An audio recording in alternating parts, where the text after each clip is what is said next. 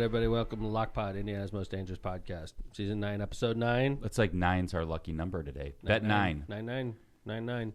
9 in the lotto. Gary, next Democratic mayor of Gary, Eddie Melton, is a special guest. He'll be in right around 8 a.m. So we're hoping. Make sure, right on the boat, right on the numbers. Early morning today, guys. How you guys doing? Hey, Jill. A little tired. Hey. I'm tired. I think it's consistently going across the studio. Yeah. How about you, Jill? I haven't even had a cup Jill? sip I'm struggling. of coffee yet. Struggle bus? Nice. Struggle Let's bus. go. Let's pick it up today. We got to entertain America. I had a question for Jill. Oh, Jesus. Yes. Good morning. Jill, as we all know, Jill is one of the coaches of the Hammond Central softball team. When does sectional start? We play Tuesday. Tuesday. Kids too. Sectionals. Martin? Whoa. An Okay. all Hammond sectional? That game, yeah. Wow. Whoa. That's exciting. That is You guys exciting. ready? Is it going to happen? Who's going to win? Hammond Central. Yeah. Let's All go right. with that. All right. Yes. Hammond Central. We will do our best. There you go. We like that. That's what Are we you? want. You're the head coach, Jill? No, assistant varsity. Oh yeah, assistant varsity. I like Nice. it. The Wolves inaugural softball season. Mm-hmm. It's the second season. Sorry. Yeah. Did you play softball? I did. What were you? Pitcher? Pioneer.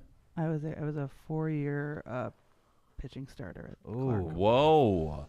That'll get the shoulder going. Yeah. Like the rotator cuff. Holy I moly. did tear that at one point. No. Not all the way through, but Can you still throw it pretty hard? oh, Yeah. I would think that's got to Yeah, be I a throw at common practice and injury for girl Yeah. / women's softball Yeah, players. it's like That- like Tommy John. That for the whipping guys. motion. Mhm. Oof. Mm. Yeah. they do say it's easier than like there's no inning limits Really? for softball because they say it's a more natural motion Oh yeah. than throwing a baseball. The thing about softball, it's always super low scoring. That's one thing. Mm-hmm. Because pitchers are so dominant. Right. Yeah. And Have you- like the crazy thing about it's obviously boys play on 60-foot fields, which is what girls play on even in college, right, Joe? Well, 90 foot for boys, right? Well, no, but boys when they're up to 12 play Sure. on 60-foot fields, and we would play on those, and like God, it was so fun. The kids loved playing on those, and then Especially when they're like 12, when the boys right? game gets into 13, 14, 15, that's when you start separating the boys from the men in baseball. Yep. Literally. Like who can, right? Like Right, I was literally. a superstar at age 9. Right. And now at 'Cause you're 13, fast and I'm not as big. Like right? ground balls. Like if in little kid baseball, you could hit a ground ball and beat it out. In baseball, you hit a ground ball, you're out. 60, like 60 foot 6 inches and 90 feet is a big difference. yeah, From 40, what is it, 45? What's the mound in 45, something like that in 60 47, foot something like bases, that. Yeah. There I you go. always thought the wind up of softball, like to the timing of releasing that ball, that is a skill, man. It's insane. How do you do It's it? all mechanics. It's Did like you- anything else? Mechanics. Did you take like No. lessons all your life? No, that because wasn't. now it's No, I like- never went to a pitching lesson. But now it it's wasn't, like that's yeah. you Everybody, can't be a pitcher right? now without having like a person on the side teaching you how to throw curveballs I mean, and you stuff like that. can. You can, but are you going to be as dominant as the kids that Right. Mm. Travel. have been doing, Yeah, right? doing Travel ball or travel been and doing Yeah. lessons their whole lives. Yeah. Yeah. What do they have pitch count? What do they have pitch counts in high school and college? Like when you were coaching college. In college, no. So college, you could pitch every day. Yeah. 9 but they innings. have it's like pro. It's like you have. Is it literally- 9 innings in college or 7? It depends. Depends. It's 9 innings most games, but if you have a doubleheader, it's 9 and 7. Nice. Okay. It's 7 and 9 actually. Hold it. Was it 9 and 7? The first game was 9. The second game was 7. That makes sense. Makes more sense. What Yeah. do you guys think the future of baseball looks like? Like, do you think the changes they're making are for the better? Yeah. I do. for Really? sure. I For do. sure. As a, and I did not feel that way, John, at the Mm. beginning of the season. I was like, this is I love it. bullshit. I love it. I do too. The games go so much faster. Literally half hour, 45 minutes. Yeah. faster. I'm like, I'll go watch Right? a game for When you 2 think hours about and 15 minutes. That half hour, 35 minutes is them scratching their balls. Yes. Freaking spitting. It's no action. Like throwing over to first base 5 times. That's It's- another one. That's yes. like, you can only throw to first base twice in an engagement. And then on the third one, if you don't pick them off, it's an automatic base. Right. There's just like, it's leveled New up playing strategy. field. And I love small ball. I love bunts. I love steals. And now it's more incentivized to steal, which is nice. Because you the know? bases are a little bigger. Mhm. And by the Little bit way, closer I together. love getting rid of the shift. Yeah. I love that. Although they still shift. It's Yeah, still, but it's not as they egregious. have to stay on each. I agree. Yeah. But like they still do stuff that they never used to do when we were growing up, right? It's true. When we were growing up, baseball, the third, short, second, and first Played their positions. They were always in the same spot. Jill, did the girls' game change with that also? When the men's game started shifting around, and then people realized, holy crap, we could get people out way better if we leave third base wide open and stuff like that. Do they do that in softball? I've never seen, and I'm not saying that it doesn't happen, but I've never seen like a full-on shift where you're just completely abandoning a bag. But yeah, you do shift. Well, I noticed this year, like in pro baseball, there's so many more balls that are like sneaking through the hole now that never but used to with the full shift. They still play way up the middle. Understood, but like they never used to play like that. I'm talking about they used to put like three people on one side. Yeah. They would leave one back, and one completely. would be in like in short right field. Shortstop would be as far to the left as they were, almost like a second baseman, right? And then they'd have somebody in short field. right. Yeah, exactly. And those balls for the hole wouldn't go through, right? And then you'd literally, but like I never understood why they outlawed that. I don't think it. I like it. I like the outlaw of the shift. But and like, by the way, I love the pitch clock. It's exposing bad. I love the pitch clock, but it exposes bad air. I think they should have left the shift personally, but it is what it is. What about when it goes to extra innings? They start someone on second or something. Yeah, I like that rule too. Really? That is one rule I don't like. That's travel ball rule. Yeah, I don't like it. Because the worst thing about baseball is a freaking 20-inning game. Yeah. But now with the added time, maybe you're just over to an old game. Like you're up to 3 hours now. Right. But what I'm saying is baseball gets really boring. And sometimes because like all the main players get taken out and it's like the 13th inning and basically it's all backups playing against each other. Bring in the left fielder. Right. I know. That's boring baseball. Like what they were trying to get away from is the long, boring games. And like by putting a man at second right off the bat, it's instant action. It is instant action. It Right. adds to the action. But I'll tell you that the pitch clock is great. Yeah. But I did hear the theory that the pitch clock is increasing blown saves. Yeah. Yeah, like the relievers don't have the time. But you're the interesting thing for me is how the pitch clock forces it's like a cardiovascular workout for the pitcher. Whereas pitchers used to be able to like get their breath before they throw a pitch, and they're throwing 100 miles an hour. So like or throw over to first. It's exerting 3 times. But now when you look at a pitcher and they're freaking gassed, you could tell they're breathing. Like there was one guy I sent it to. No, I think we played it. Oh, we did play it on Rock Pod where the guy sprinted in. And he was trying to show off, like closer, sprints in, and he gets to the mound, and he's freaking out of breath, Jill. And he walks the next guy, and he walks the next guy. And they were showing him in between, and he was like trying to catch his breath. Like he was literally like he was kind of screwing around with his buddies. And the pitch clock was like, okay, get to work. Yep. And all of a sudden he's throwing hard, and he's still breathing from running in, and he blew the save. Yeah, I think it's great. I think you're so right, Tom, about the minutes we're missing. Are the guys scratching their balls, stepping around, bullshitting throwing around? I remember when somebody would throw to first like 4 or 5 in a row? I mean, the crowd would boo him. I agree. But like that would take 2 minutes of just throwing with no action. It's just him trying to pick it. And what happens is the guy at first is getting sick of almost getting picked off. So he gets closer and closer. So the pitcher could just focus the next 2 minutes on making sure that guy stays closer to first base. That's right. That's not good baseball. You know what else That's I noticed? just like that's chess. The last couple years at Cubs games, I definitely had time to like screw around with my phone, like look at things. Now I noticed, like at Wrigley, like you can't really look at your phone much because it's the next pitch. Yeah, you're missing action, which I love. It's just increased the action. The game is literally a half hour quicker. Yeah, I did not think I'd like it, and I'm a fan. Hey, did you see? You guys are following this? What's going on with the debt default? And, you know, obviously I'm a dork. I pay attention to this stuff all the time. I'm a stock market guy. But yesterday, the Speaker of the House, Republican Speaker of the House, came out and said that we are not going to default on the nation's debt, and everybody celebrated. The stock market went up, and I was thinking to myself, really? Like a positive statement that we're not a bunch of fucking deadbeats in America is going to make the stock market shoot up. It's a freaking joke where we are as a country that we're literally having a debate whether or not we're going to default on our debt. The financial capital of the world. Yeah, it's amazing. I think I thought it was refreshing that they were going to work together because, like, you know, you just work together. This shouldn't even be. We shouldn't even be having. I get this that, debate, but Kevin. like, if you listen to what Trump said last week, he's like, "Oh, go ahead, default." Yeah, you know, just he go wants ahead. it. He wants it. And the Freedom Caucus put out a statement saying no further discussion should be going on. So I was like, you know, it's nice to see that leadership. I mean, I'm not a big fan of Kevin McCarthy at all. No, but at least they're talking, which I think is good for the country. Okay, so you have like the crazy extremists in both parties, right? And then you got rational people that, if you took a step back, Lockpot audience, if we had a default on our nation's debt, everybody that's listening to this Lockpod, to this podcast, would be negatively affected. Everybody in America. Interest rates would go up. Stock market would crater. Your 401k would crater. You know, unemployment would rise. we would probably have our credit ratings lowered in America, which costs everybody more money and more debt. It's a freaking disgrace and a joke that we're even talking about this. And so yesterday, Biden comes out 2 days ago, says, we're not going to default on our debt. Market goes up. Kevin McCarthy yesterday, we're not going to default on our debt. Market goes up. I'm like, dude, listen, everybody, this market is not going to stay where it is. I know I said last season it's going to go down to 36. I maintain 3,600 by the end of the season. Yeah. I said that last year. You wrote it down. It's here somewhere. It's right here. Yeah. 3,600 one more time by the end of the season. That was in 2/21/23. I wrote that. Yes. It was over $4,200 when the call was made, and it's like $4,150 right now. You got. But it did drop down to like 39, and then it came back up. All right. 2 more months. Well, I have a contract. I'm saying the end of your I have a contract statement. with the end of the year. I mean, my statement is the end of the year. Oh, was it end of year? No, for me, I have a contract. I'm going to cash in when it hits 3,600. All right. Okay? Mm-hmm. And I'm not going to cash in until then, which means I'm facing financial ruin.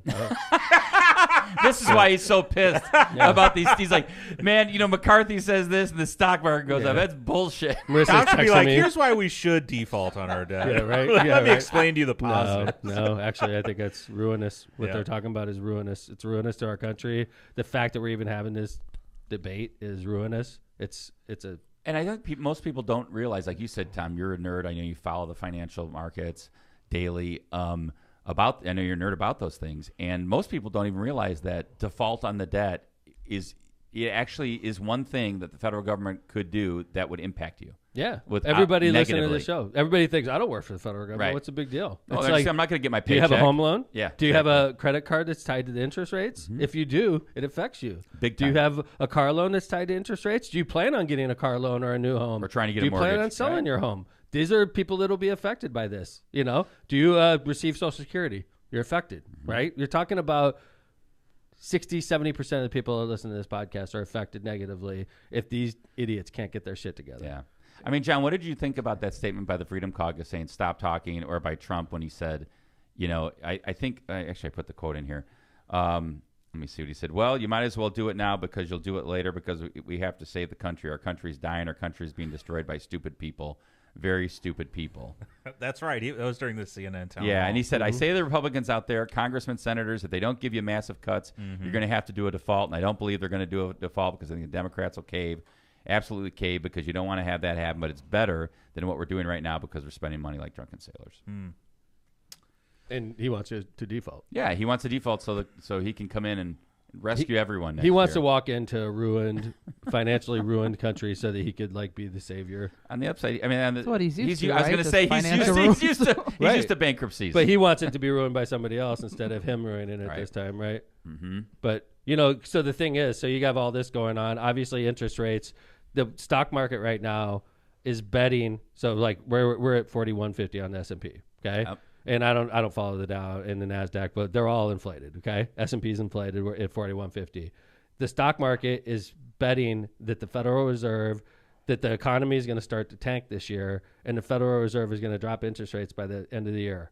This is baked into the level of the S&P right now. So what happens if what are you saying? So if anything goes wrong, so the stock market is fully priced in. They think interest rates are going to be dropping by the end of this year, which means that our economy will be in the tank. Because why would the Fed lower interest rates in a strong economy? The only reason they would lower interest rates is because the economy is ruined. Something happened, right? But the fact is, if you look at what's going on right now, the joblessness is going down. Yep. The unemployment rate's lowering. Yep. Wages are going higher.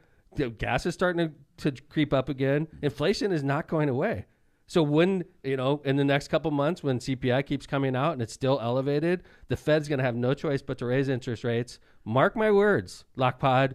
When the Fed raises one more time, it's going to shock Wall Street because they think they're going to be dropping. They think they're done raising rates. You watched S&P. We will visit this page. When one more interest rate hike happens, S&P. Well, I mean, it's interesting, right? Because the real, I'd like that. We need that on one of the audio. Cut that. Do that again. It's all kind of pressure now. Here's what the S&P is going to do if they raise interest rates. That was better than the first one. I think it was. I know. I think it was. So, but the real, I guess, just taking it from and Tom and I have very different tolerances for the market. Tom's has a lot of risk tolerance, and Kevin does not. And so, like, I think people would find that hard to believe. America's scratching their head right now. What? I'm shocked. But like, like I'm enjoying the interest rates being high because I'm like taking money and putting in my brokerage. What are you market, getting? Market, my money market, just the sweep account. The money market is at 4.5, and short-term treasuries are over 5. Okay, now stop right there. Okay, I'm going to illustrate why the banks are screwed. No, this is not. Kevin's getting 5%, John. Kevin's money used to be in a bank account, I presume, right? Yes. Kevin was getting probably 1% in a bank account, True. So he's smart. He's saying, I'm going to pull my money out of the 1% bank account. I'm going to put it into a 5% money market account. No risk. No risk. It's backed by the full faith of the federal government, right? Yep. But you know what happens to the banks? You're not the only person doing this, Kevin. Good John's point. doing this. Jill's doing this. Thousands, millions of other people are doing the same thing, getting the easy 5%. So what does that do to our banks? No money. They have no money. They got no money. All the money is being taken out and given to the federal government for money markets. So the banks don't have money to loan. So and if banks don't have money to loan, the economy isn't moving. And God forbid there's a run on the bank. Somebody puts the wrong fucking tweet out that says, Silicon Valley Bank is going down, and everybody pulls their money out. And Silicon Valley Bank was not going down until somebody did that tweet. Crazy. This is a bad. This is a bad environment we find ourselves in. People that want to invest and, like, let's say buy buildings or expand their company, or the banks aren't loaning money. It's tightening. Money's tightening. You see banks failing left and right. Yeah, that's part of the reason they're failing left and right is because people like yourself, Kevin. You're at fault. You're screwing our country. I better get my money back in my bank and take a lower interest rate. I like that. But Tom made a good point. All of this raising interest rates designed, we got to slow the growth of the economy. And you're right, Tom. I've noticed as well. These reports come out. What's going on? Like jobs, people are more hired. There's more people getting jobs. It's just crazy. Like nothing's stopping the economy. Exactly. Why? Why isn't this working? You know what it does? Well, it has to do with pandemic spending. It has to do with printing off trillions of dollars of new money. That's part of it. But so if you believe the Wall Street investors right now, John, inflation's going to drop dramatically at the end of the year and they're going to drop interest rates, but you just said it yourself. You see it yourself. We see it with people that are applying to the city. How much you want to make? I want $15 an hour to make popcorn at the Sportsplex, right? Well, we talked about this with tipping. We talked about just last episode. We talked about tipping in this. Yeah, right? Yes. So my prediction, investors, lock in right now. You had a good year so far. Get it, sell in May, and go away. Like, come back in September when the market's way down and buy back in. Go in May. Enjoy your summer. You made 10, 15%. Cash out now. Talk to me in September. Stay in your money markets and keep your 5%. Okay. Do the snoring, John. Sell in May and go away. Hey, by the way, we started off season 9 in Union Pier, Michigan, smoking marijuana. Yeah, some of us did. Kevin was doing edibles, Mrs. Smith. You lie. Kevin knows his mom's driving. Mrs. Smith. I drove. Kevin. He just didn't do it on camera. I'm going to get like a text from my mom. I can't. You lied to me. He did. He was eating edibles. I couldn't believe he was gobbling them. It was a handful. Gobbling them. I was like, crazy. How many milligrams can I get in my mouth? But the reason I bring this up is New Buffalo, which is, for those of you aware, where we live in Indiana, if you get caught with cannabis, you get beaten down, thrown in prison, and you'll rot away there. But right next to us in Chicago is cannabis stores where it's perfectly legal, literally miles from our house. And then you also have Michigan, where it's the mecca of cannabis, a lot cheaper, a lot better, a lot further away. Saturated market, really. A saturated market. New Buffalo, which is the first city in Michigan, denied cannabis dispensary. Yeah, denied retail sales in their town. It was very interesting. Which forces people in our situation to drive 10 miles further. Or go to or go to Four Winds, where they opened up a one at Four Winds. Did they? Yeah. I did not know that. Okay, that's mile 1. Excellent. Those Indians, they're good business people, Buffalo. Yeah, but I thought yeah, John, I'm sorry. No, I was just, those Indians are good business people. Yeah, what is Native Americans. Is it my bad. Native Americans. Is that the Pokagon? Pokagon. Pokagon? Yes. Yeah, it's an Indian reservation for those of you not aware. Yeah, I was Native. What? Am I saying something wrong? No, I'm just still laughing. You guys are at like it. laughing. It's I'm a like, brilliant. goddamn, It was a funny. All I know is I'm freaking offending half of the Native American population unintentionally. So it was a funny comment. That's all. Well, they I think it's title worthy. It's great. Yeah. If you really want to get canceled, it's like the last show of season 7. Go fuck yourself. It was up there for like months during a campaign. Yeah, during a campaign. Yeah, the last title. I will make a promise to everyone right now.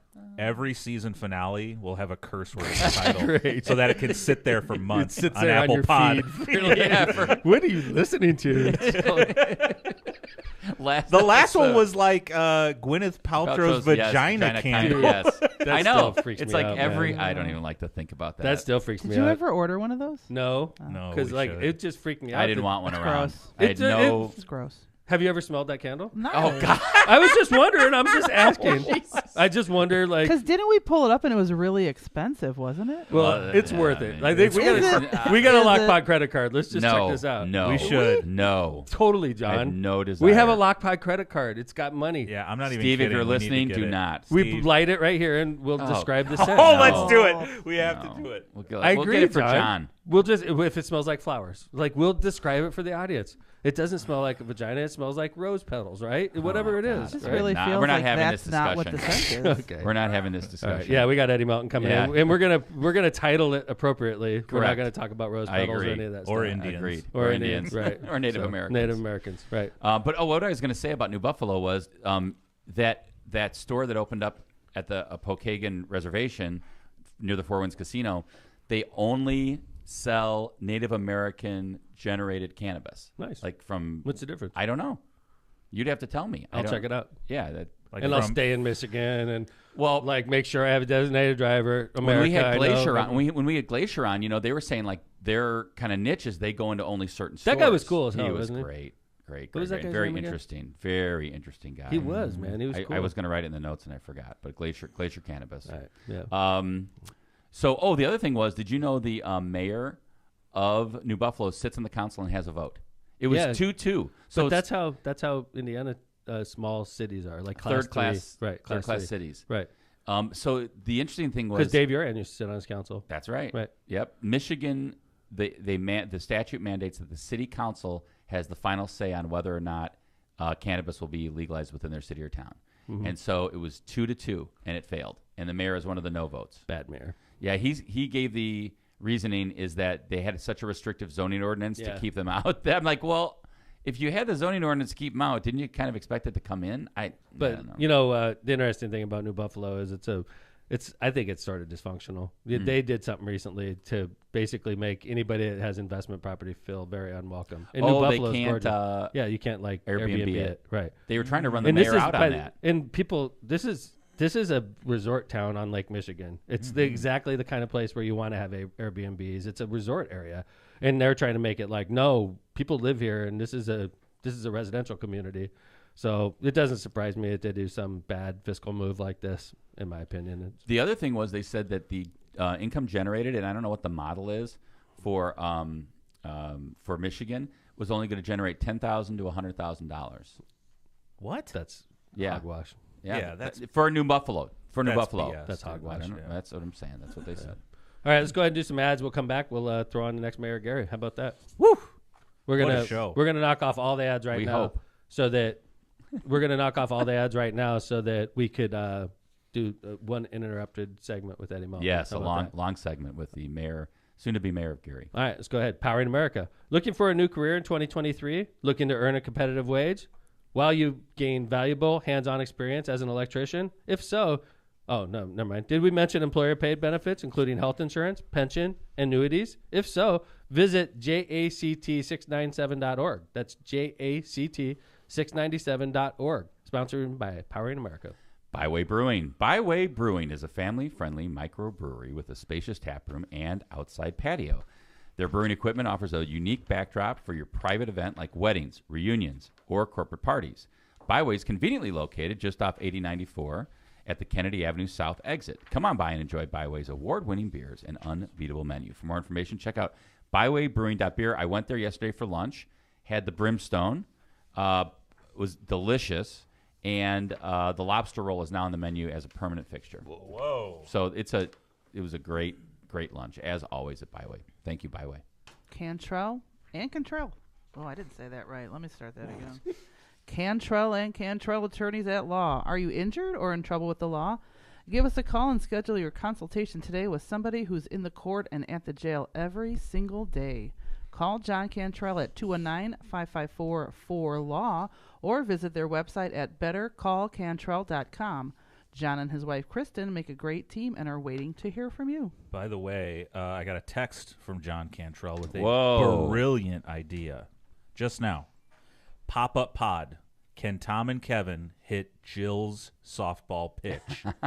Oh, that's a great idea. I think that is what I 100% could strike you guys out. Wow! I have no doubt. I am no ready. doubt. I will hit it. But I tell you what, give me a full inning at bat though. 3 at bats. You get 3 strikes because that's all it's going to 3 take. strikes per at bat. No, Yeah, I'm I'm sure gonna strike you'll you strike out. me out. I'm No, sure. I will not strike out. Let's go. We're doing this. Well, she Okay. can throw junk. I imagine if she was a. No junk. All fastballs. Let's go. She'd probably throw that riser, throw us off. What's next? What is next? I want to read the bug guy. All right, good. That's okay? Yes. Because Who's up? I have You're a up. story here. Rogers Roofing. When you want the best for your home and family, trust the best in the business. Rogers Roofing. Rogers Roofing has transformed homes in Northwest Indiana and Chicagoland for more than 54 years, providing quality roofing, siding, gutters, and windows, all backed by the best warranties in the industry. To learn more and to schedule your free consultation, visit rogersroofing.com or call 219-933-9145 today. That's rogersroofing.com, 219-933-9145. And remember, at Rogers Roofing, excellence is expected every time. Ku Klux Law. Are you facing legal challenges and you don't know where to turn? Look no further than Ku Klux Law, your trusted source for legal advice in Indiana and Illinois. Do you need representation buying or selling real estate? Call Ku Klux Law. Do you need help forming your business? Call Ku Klux Law. Have you been injured in a car crash or at your job? Call Ku Klux Law. No matter what your legal issue is, call Ku Klux Law at 219-671-6347 for a free consultation. Hablamos Español. Thank you for not giving me that one. Yes. Misprint Printing specializes in delivering the highest quality signs and printing on time and under budget. Misprint's experience and technology allows them to offer custom, commercial, on-demand printing and sign solutions. Rick Balzenberger and his team have served Chicagoland and Northwest Indiana for over 30 years. They have 2 convenient locations to serve you in Munster and Hammond. Tortillas Nuevo, you got it? Tortillas Nuevo Leon is the gold standard in Mexican cuisine throughout the Midwest. Look for Tortillas Nuevo Leon's popular red and white label at your local grocery store and enjoy quality Mexican products made with local expertise. Tortillas Nuevo León, hechas con amor, para ti y tu familia de todo corazón. Tortillas Nuevo León, hechas con amor, para ti y tu familia, de todo corazón. The bug bot. Great start, John. The bug guy pest control is going to save my was marriage. great. Oh, yes. This is Really? a true story. Oh, good. Beautiful. I love it. When the my wife's an incredible woman and she can handle a lot, but there's very few Yeah, things. she's married to you. She can There- handle a bugs? lot. There's very few things Whoa. she can't handle, and one of those things is centipedes. So when I start seeing Centipedes are scary. centipedes, gotta call the bug guy. Warmer temperatures mean unwanted guests such as ants, spiders, wasps, mosquitoes, and more. Shut down their party before they get started. A comprehensive pest plan from the bug guy will help you enjoy the great outdoors as well as indoors all summer long. To solve your pest problem or start a preventative plan, call the bug guy today and tell the pest he's on the way. Call Brian, 219-810-7481. It helps save John's marriage. Dude, I'm telling you, we hear about from all of our sponsors about how well they do. The bug guy does really well This because time my of year? mom- When yeah, I he's- come in the house and smell like a whole can of Raid having been emptied on the floor, it's an aphrodisiac. but that's when I know it's time to Yeah. call the Yeah, bug right. guy. Yeah. All right, one more ad. Calumet Brewing. Whether you're on the golf course or just spending a day in the sun, Michelob Ultra with only 95 calories, 2.6 carbs, and a 4.2 ABV is the perfect beer for a summer day. Michelob Ultra brews a light lager that's worth every single sip. So no matter if you're kicking back after a long workout, a pickup game at the park, or a day out on the fairways, you're sure to enjoy this great light beer. Don't just drink it, enjoy it. Head over to Cal Brew's Facebook page and find the golf bag post for your chance to win through May 12th. You can also head over to the Michelob Ultra websites and social media pages for details on this great family of beers. Enjoy the Ultra lifestyle with beers and cheers responsibly. Thank you for our sponsors. Did we do Prestomer? No. Did you do Prestomer, Jill? We missed it. I did not. Okay. Go follow the Prestomer Insurance Agency. Ronnie, or Michael on the best end of the boulevard. 219-844-0103. Thank you. From memory. Mm-hmm. Love the Ron J. Prestomer Insurance They're Agency. the best. They've been sponsors of Lockpod since season 1. And he's listening. Talking about repeat guests Whoa. back on Lockpod. Last time we talked to these two, they were working hard. Senator Ed, was hard at work in the Indiana General Assembly, doing days in the General Assembly and nights in the city of Gary. Yeah. Campaigning. I don't know how many miles you put on your car, but you were elected on election night. You beat an incumbent, which does not happen very often, and you are 99.99% likely, because Republicans don't win in Gary, to be the next mayor of Gary. Introducing Eddie Melton, Gary's next mayor. Let's give it up for Eddie, everybody. Senator. Good morning. Awesome. Good morning. And welcome back to Lockpod. Thank you, man. Thank you for giving us the honor of coming back on. You guys need the afternoon show. I feel like I've been here all morning. Yeah, right. It's an honor, man, to be back. And, of course, we got good friend Markel Watkins, campaign manager. Good job, man. Congratulations, by the way. You know, honestly, early on, because I know how hard it is to be the mayor, and I knew that Ed's incredible, okay? But Ed's job, literally, keep in mind, America, in May is when we have our primaries, right? And Ed is a senator, and senators are in session early January through And this year's budget year, mid-April. We ended April 28th, 26th. So Ed not only has to be a senator in Indianapolis when the busy time for him is January, February, March, April. And that's the only time that really matters in the race for Mayor Gary, right? Yeah, man. So you're Senator Eddie by day and Mayor candidate by night. Yeah. You know, it was interesting because this was a budget session. Right. And that's the long one for those that don't know. So we were there for 4 months. So when we jumped into it, when I told the team, I was like, they didn't really realize I was going to be going every day. Mm-hmm. And I said, no, this is it's Monday morning through Thursday, right? Like you're on the road Thursday after session. Yeah. Like you don't get back till Thursday night for an event. But right? there were most weeks I was back every day. Wow. Right. I know you were. Yeah. So it was. Did you have like normal regular drivers, same person, or just like a fleet of drivers? Most of the time it was either my cousin Ben, who's a retired police officer. Mm-hmm. You know, he has the time on his hands from just helping out. And family. And family, friends. Markel will meet me halfway in Lafayette. It was Crazy, right? It's like a hodgepodge. Crazy. How do we get them back?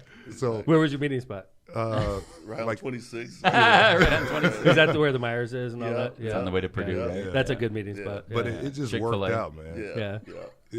I'm not gonna lie, you know this, Mayor. And it's some days you be like, "What did I get myself into?" Yeah, man. Oh, Ed, I was thinking logistically through the whole thing, and I'm like, obviously you're a dynamic candidate, super well known. If anybody was going to be the next mayor of Gary other than the mayor, it was you. But I knew, like, logistically, the challenges you face, it was like, it's hard to like comprehend how hard you had to work, because you couldn't just mail it in as a senator. You're one of the leading Democratic senators. No, I had to be. I had to be there. There aren't many, man. You got to be there. You had literally 9. You're one of the leaders, right? You had to be there and produce, right? Yeah. So I'm ranking minority member on appropriations committee, and it was a budget session. Think about that. So I had to negotiate budget items, and Northwest Indiana walked away with some wins. Yeah. Hell yeah, right? they did. Gary walked away with some wins.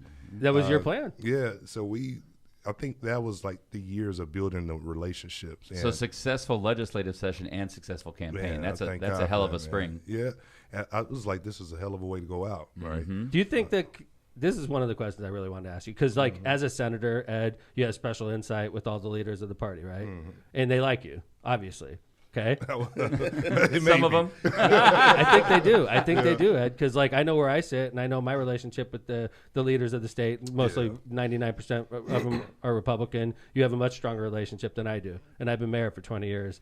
I think part of the reason you have a much stronger relationship is you're in the same room as these men and women, right? Yeah. Do you think that changes when you become the mayor of Gary? No, absolutely not, man. That's why one of the reasons why I ran. Number one, and much respect to Mayor Prince. You know, he called the night of the election and congratulated me. That does not surprise me. So I tip my hat off to him, and pray for him and his wife.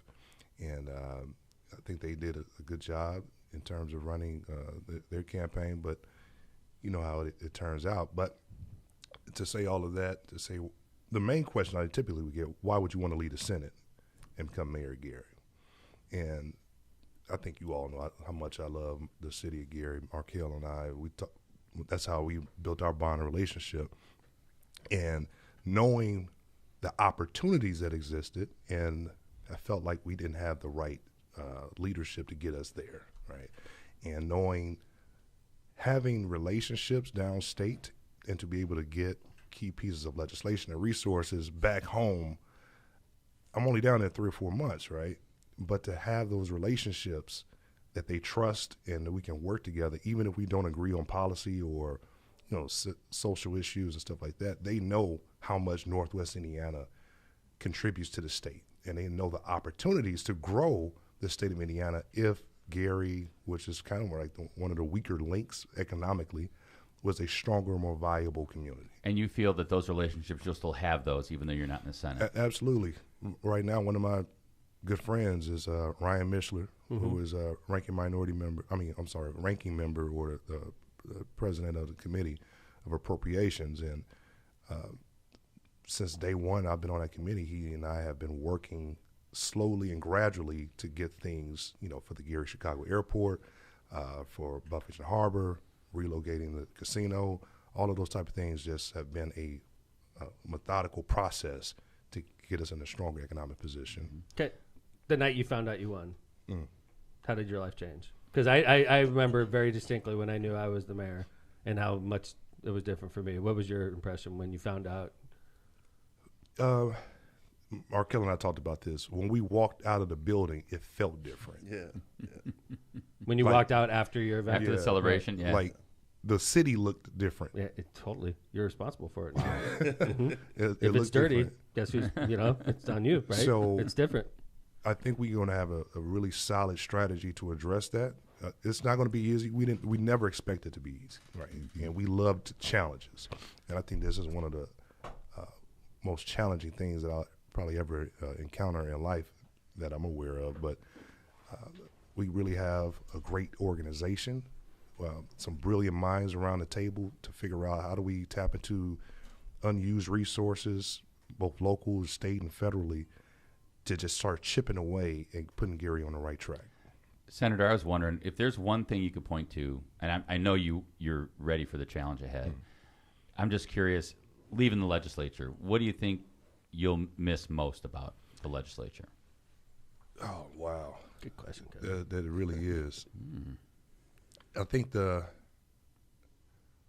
trying to tackle tough issues through policy with people, right? Because trying to convince 150 people there you go, right, that your idea is the right one.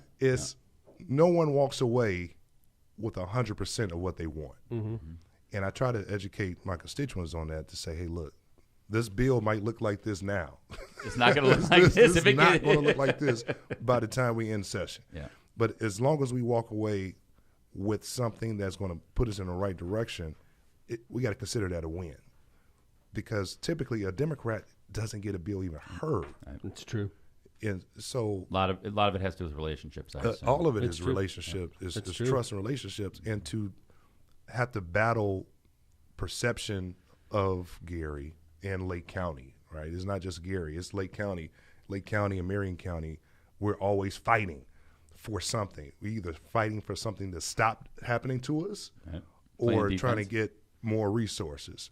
Because in Marion County, they're always tinkering with their public transportation system, right? They don't want certain transportation routes or how to fund their bus system, and it's always everything dealing with Lake County. We had Mayor Joe Hogsett on Tuesday, yeah. and we were talking about that they passed a bill this last session about you can't you can't add like turn right on red signs now in downtown Indianapolis, right? It's like ridiculous. Right. They're legislating like a city council would. Exactly. Right? Because Indianapolis, Marion County City Council is a supermajority Democrat, just like the legislature is supermajority Republican.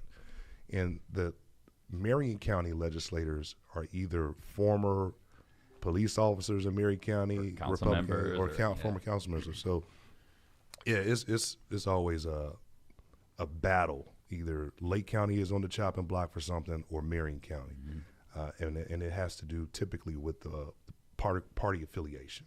How about your new bosses, the Gary City Council? I imagine your relation. It seems to me like your relationship's going to be strong with them. Yeah, I mean, we're going to lose the champion with William Godwin, Councilman Godwin on there. Friend of the show, by the way. Yeah, and we're definitely going to miss the opportunity of working with him, but I think we got a really good council. I get along with everybody who's on the council now, all right? Even Darren Washington and I, we had our run-in politically. Right. But I think we put that behind us, and we're like, look, this is our opportunity to move the city forward. So we're on the same page. You're both ambitious, smart young men. I mean, and I'm sure you could put your, Yeah. Because I think he's happy where he is, and I know you're happy where you are, so hopefully everybody's. Well, and I think what Mayor, I've heard Mayor Tom so many times in public say, when a mayor is fighting with their council, the city suffers. And he's been fortunate in Hammond, at least these last 4 years especially, to have a council that seems to be ready to work and get their hands dirty and do what needs to get done to help City Hammond. And I assume, and that was I think part of what happened with Mayor Prince is that the council and him seem to be fighting a lot. Right. And I assume that one of your goals is to be more on the same page with the council. Yeah, I mean, if we are sitting there fighting over. Based off political reasons, no one's going to win in that situation. So to have a working relationship, being able to communicate when we don't agree, seeing what we can hash out behind closed doors and not make a spectacle of the city in public, I think that's a better approach. Even if we don't agree on the same issue, we don't have to be disagreeable and fighting in the media about those issues, because the citizens are watching, and also those around in the region and around the state is watching and saying, "Hell, here we go again." But I think my leadership style is a lot different. I'm more collaborative in nature. But let me say this real quick, because I didn't get a chance to acknowledge this the last time. I want to thank Mayor Tom and you, Kevin, because I think our relationship over the years, even though we didn't agree on a lot of things, we were able to just put it to the side. But Ed, it was all about competition, really. When you think it's not even about personalities at all. It was about we didn't see eye to eye on the casino. Right. I was fearful that Hard Rock would kick Horseshoe's ass, and look at it. Hard Rock is kicking Horseshoe's ass. So everything I fought for has turned out to be correct, right? No, but the last time I was here, I said this, in my mind, I see from Kennedy to Burr Street to Clark Road, actually, could be the new US 30. That's just what I would. Wow, let's do it. I would love to see that. I'd love to see it too. That could be the new US 30, because I-65 is going north and south, right, and is passing through Maryville, who I represent now currently. I was able to help them with their efforts to grow the Dean and Barbara White Center legislatively. So I try my best to fight for them to get the resources they need. You did a good job. That's the first time they've ever passed first food and beverage for a city. Yeah, in the region, anyway. Yeah. Yes. Right. So, but almost 300,000 cars a day on 8094, and they're going through Hammond and Gary. Yeah, you're right. First stops, right? And you guys are doing a bang up job on that Kennedy Avenue corridor area, and just two exits down the road, man. You could do it too, Mayor. Well, and that 2 exits down the road is the Hard Rock now, exactly. and that looks right. That looks brand that whole new. area. You could put hotels there easy. Yeah, so I just see it as, man, let's work together, let's collaborate, because downstate they expect us not to work together. Well, they look for that, yeah, because that helps us not get things accomplished. That's right. When I'm sitting in appropriations and I see Allen County Fort Wayne area, they're collaborating, they're bringing projects, and they're walking away with multi-million-dollar projects. Yep, right? and we're all fighting. And we're up here fighting over certain things. And again, it's competition, but they figured out a way in St. Joe County and Allen County, and even like in the Evansville area, to say, okay, let's put our differences to the side. What's an economic project that we can all get behind? The South Shore was kind of an example of that. South Shore Double Tracking Project, that we as a region walked away. Yeah, and the Westlake. Right? The West. Yeah. We walked away with a major project that's going to be transformational. But I think everyone in the state knows that we're not even scratching the surface of our potential. Yeah, I think when Gary and Hammond work together, it's like a powerhouse. Yeah, and that's a challenge for you two to figure out how that's going to happen. One of the things, I think the most important hire I made, it was one I tortured myself on early on, was the police chief. And I know in Gary right now, and I'm not asking you to commit to anything, I just, one of the things that was interesting about what Mayor Prince did during the campaign, shortly before, I consider anything like November, December, January, February, he hired the Indiana State Police to come in, which is very unusual, and brought in a chief from the Indiana State Police to basically run the Gary Police Department, which I've never seen anything like that before. When I first became mayor of Hammond, a lot of people told me that I would never find anybody qualified in Hammond to hold these important roles. And that was like a fiction that was told to me. And when I became mayor, I found that to be completely opposite. I found plenty of qualified people in Hammond that wanted to run these departments. And quite frankly, I found people outside of Hammond that were willing to move to Hammond to run those departments. So I guess my long-winded question is, do you know if you plan to continue this, or are you going to find a Gary officer to lead the Gary Police Department? That's my intention, is to find a Gary officer to lead the department. I really think that's important. That's my intentions. I believe that when they started the search for the process, I believe they had some candidates that were qualified. I'm not sure why they didn't select them.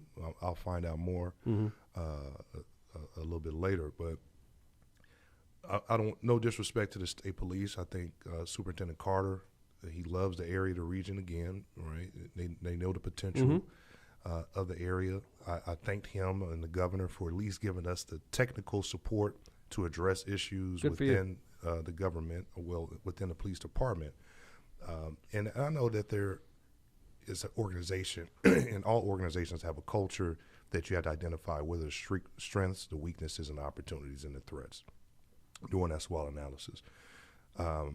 But I need to get in there to truly understand. And as someone that's on the peripheral, you don't know until you get in. And I truly believe that we have an opportunity to have and cultivate leadership in that department, and put them on a path of, even the younger officers, how am I going to progress?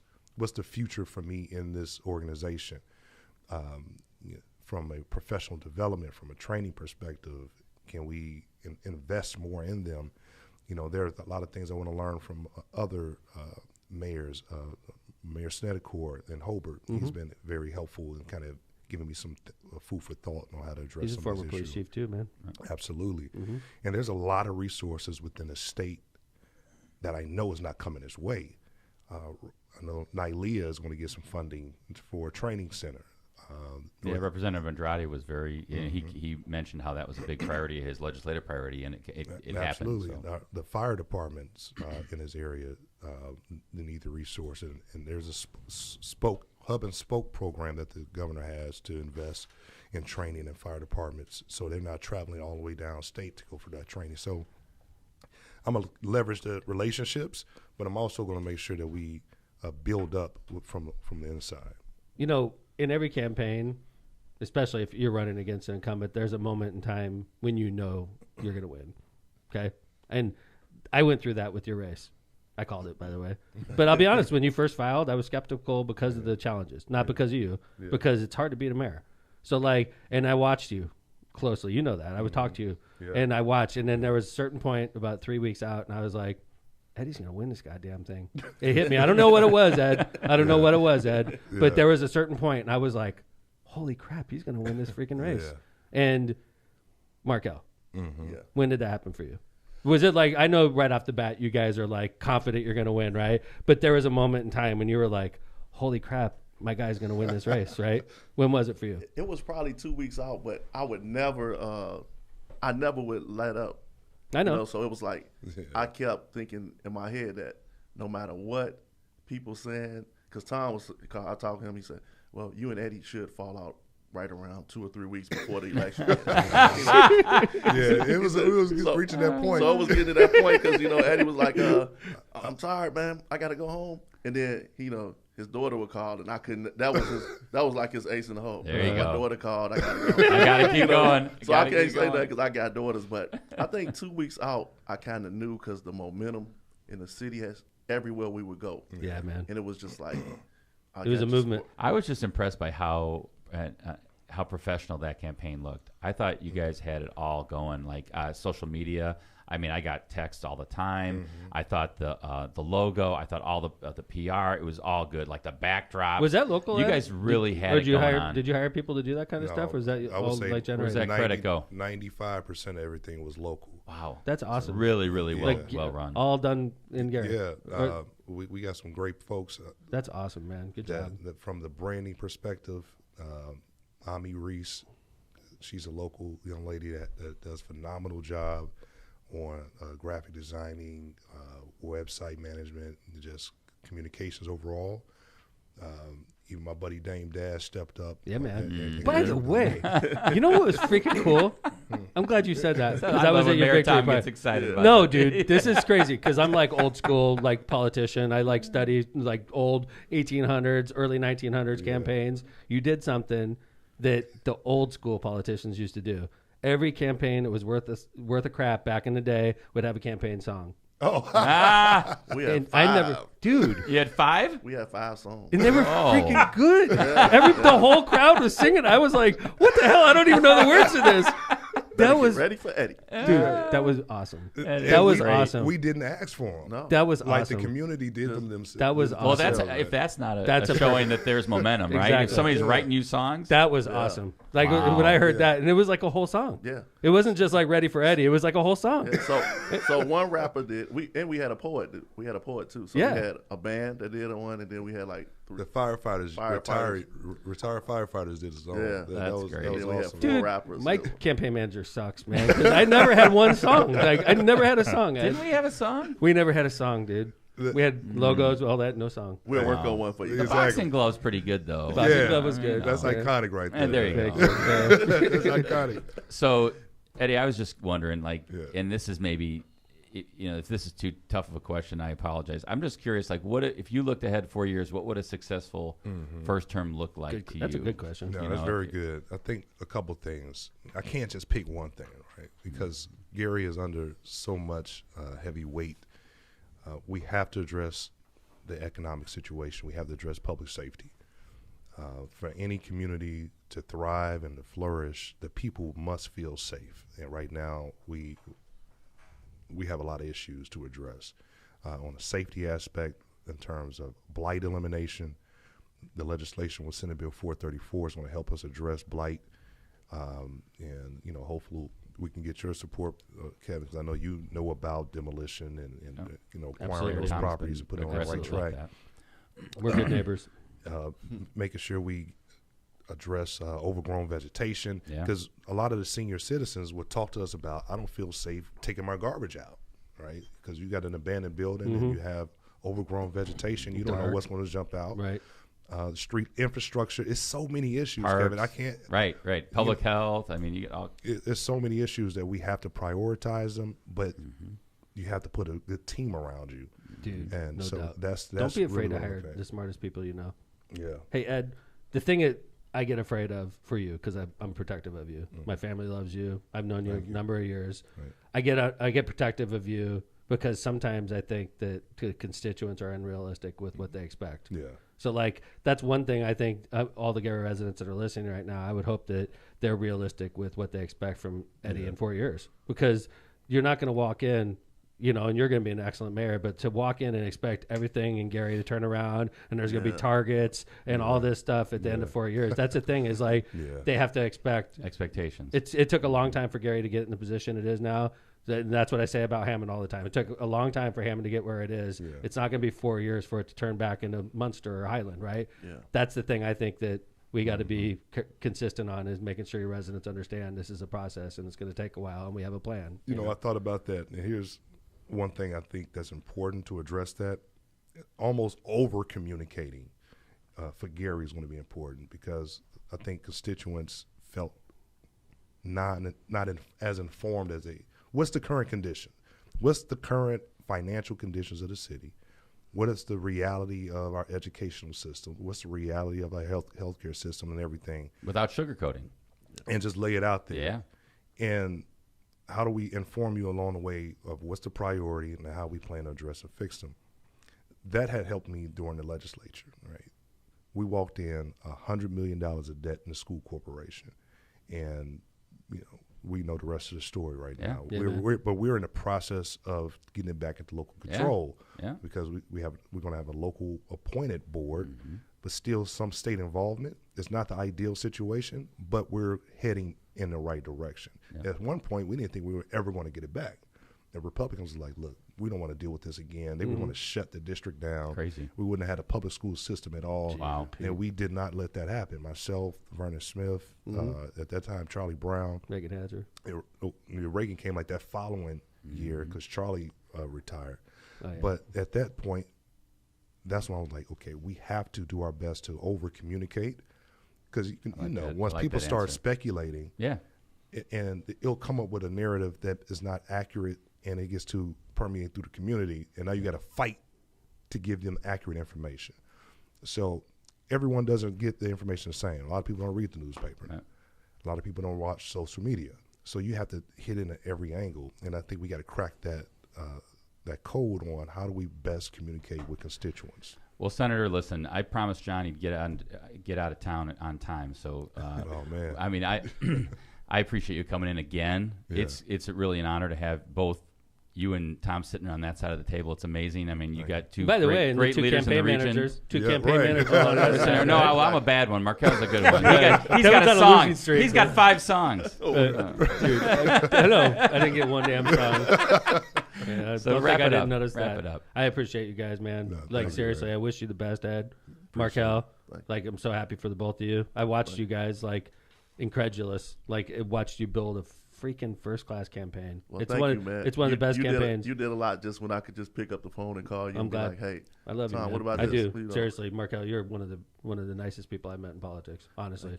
I'm not really in politics. I know. He's a steel worker, man. Yeah, by the way, you know, Right. you know. So like you guys are going to make a great team, and Gary's in great hands. I'm super excited for you both. And Tom, we always just want to let you know, they have this whole narrative about you and Gary. Some people do, and we always fight for you and No, you tell do. people I how appreciate good it. of a guy you are. I appreciate it. So, Well, And you're always welcome to come back on Lockpod. I'd You know love that. Oh yeah, appreciate Awesome. We it. want an Please, update, We'll man. always be. Yeah, we'll be that'd be spouting. good. We'll be always talking about you and what you're doing. I appreciate you, man. Thank I you, think man. Gary's in great hands. So, Jill. By the way, Jill said she's going to strike Kevin and I out in softball.